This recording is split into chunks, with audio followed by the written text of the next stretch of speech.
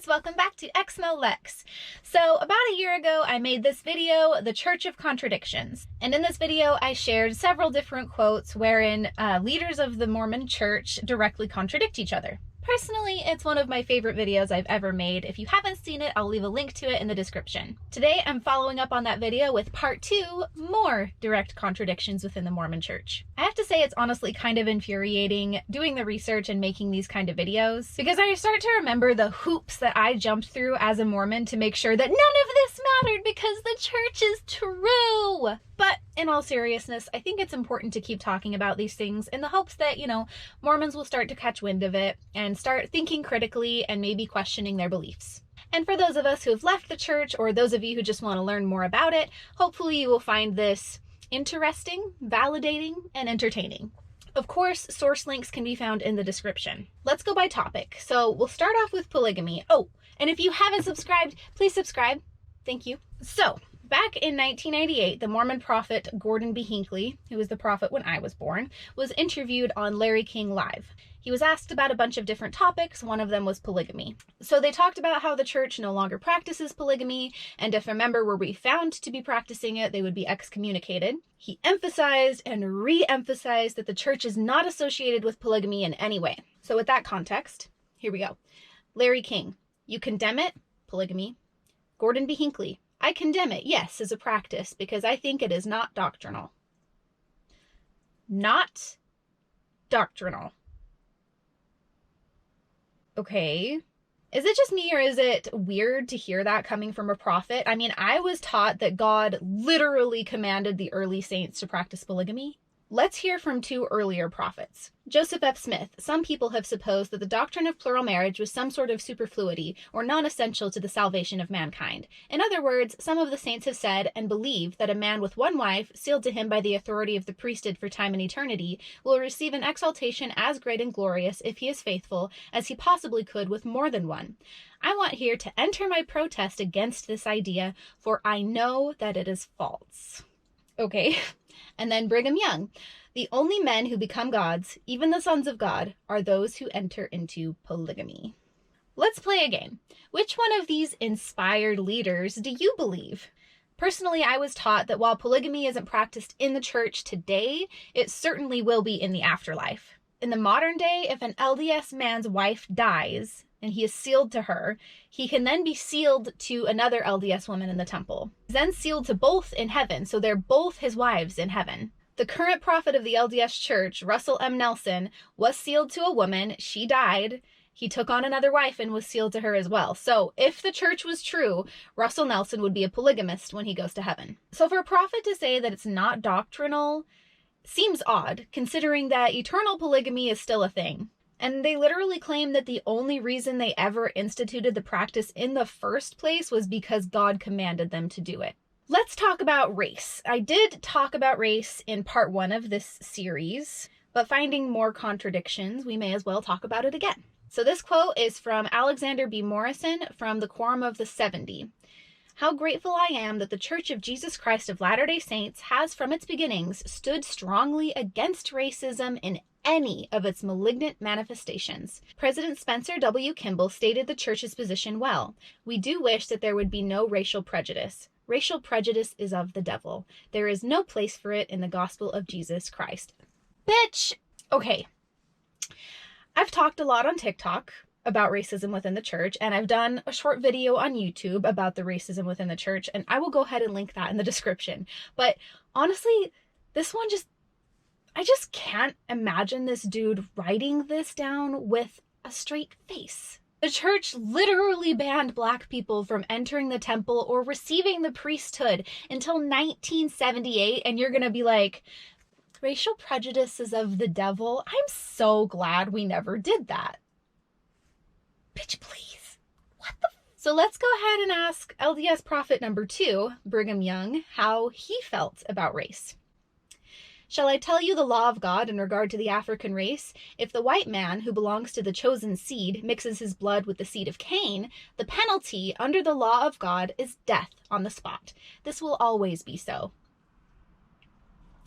Apostle Bruce R. McConkie said in his book Mormon Doctrine, "Negroes are not equal with other races where the receipt of certain spiritual blessings are concerned." Which one of these inspired leaders do you believe? I'm not going to scream. I'm not going to scream. I'm not going to scream. Ah! Okay, let's talk about the afterlife. I was taught by my parents, by my Sunday school leaders, by my seminary teachers, by my grandparents, by everybody in the church. For my whole church life, 25 years I was in the church, I was taught that if you're the best of the best and you follow all the church's rules, you get baptized, you go through the temple, you pay your tithing, etc., then you qualify for the celestial kingdom, which is the highest tier of heaven. And part of being in the highest tier of heaven is that you can become God. You can become a God. You can have your own planet and billions of spirit babies. What goes along with that belief is that our God once was human. And he made his way to the highest tier of heaven. He was a really good person when he was alive, went to the highest tier of heaven, became a god, made a planet, had spirit babies. And so that's kind of like the whole idea is, oh, this has always happened. This is always how it's been. Our God had a God who had a God who had a God, and they all went through this process, and now we can go through this process, and our spirit children can go through this process, etc. This isn't some like weird fringe teaching. Pop it down in the comments if you were a Mormon and you heard this talked about. Like when I was Mormon, my friends and I would have tea parties with herbal tea. Obviously, we weren't sinners. And we would discuss this stuff and how cool it was and how it all made sense. Like when you're Mormon, it's like, oh, it makes perfect sense. Like, of course, it would just continue on in a cycle forever. Like it makes sense when you're Mormon. Trust me. Members of the church love to quote the phrase, "As man now is, God once was.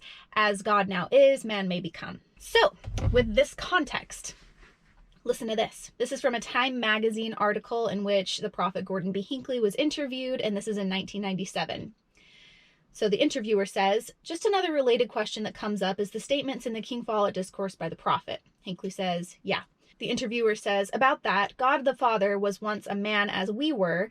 This is something that Christian writers are always addressing. Is this the teaching of the church today, that God the Father was once a man like we are?"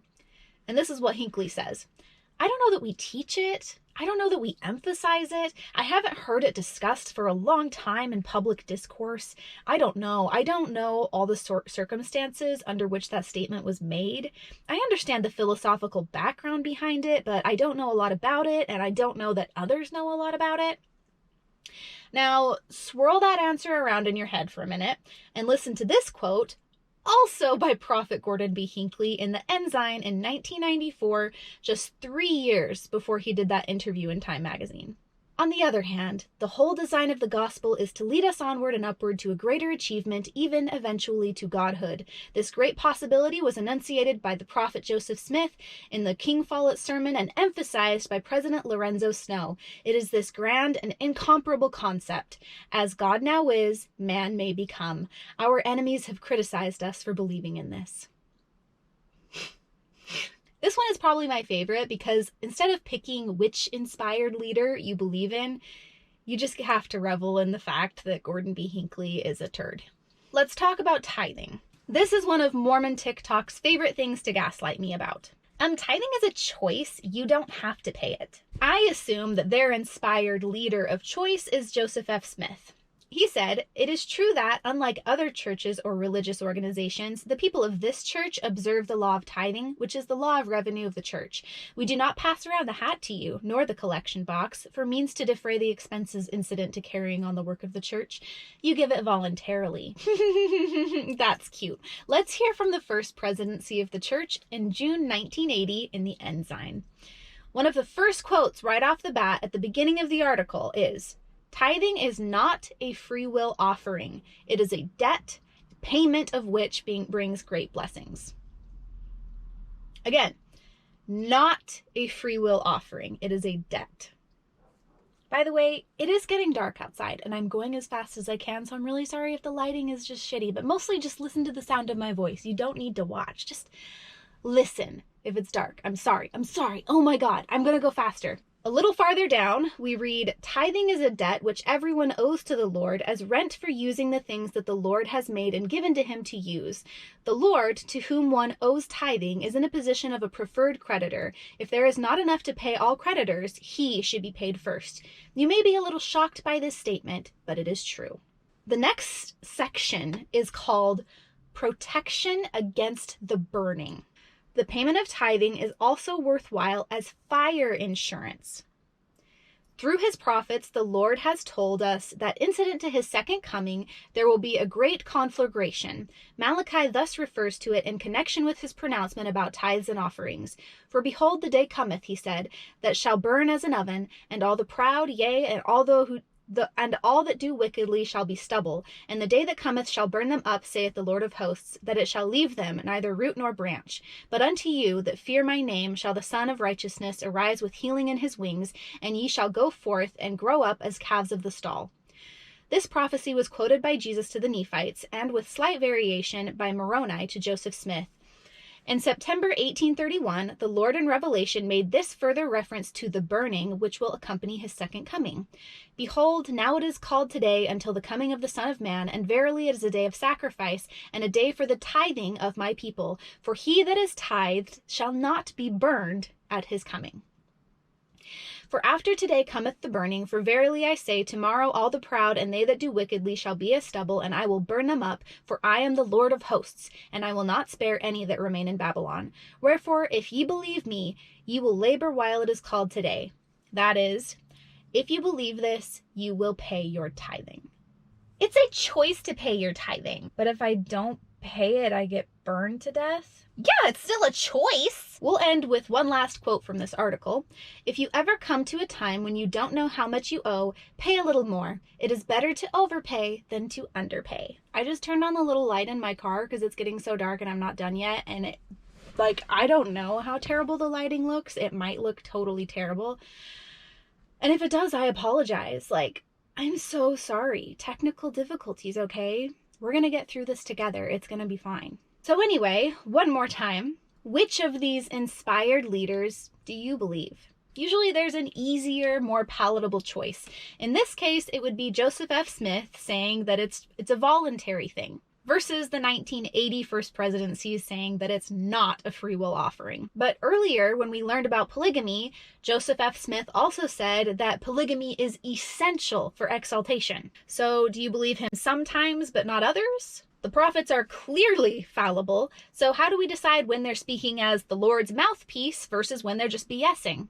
If you say it's up to you to pray and decide, then why do you need a prophet at all? Pray and decide for yourself every time. Cut out the middleman. If we do need the prophet, but only when he's alive and after he dies you can go ahead and dismiss what he said, you may as well throw the whole religion away. Because at that point, everything Joseph Smith ever said is disposable, and so are all of the scriptures. Before we go, huge thank you to my patrons. I appreciate you guys so much, and a special thank you to @Keegar for supporting at the Demon tier on my Patreon.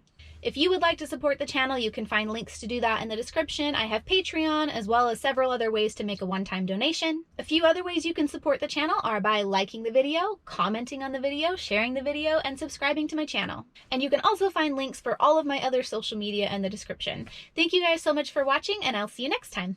Bye! Also, I'm really sorry about the lighting.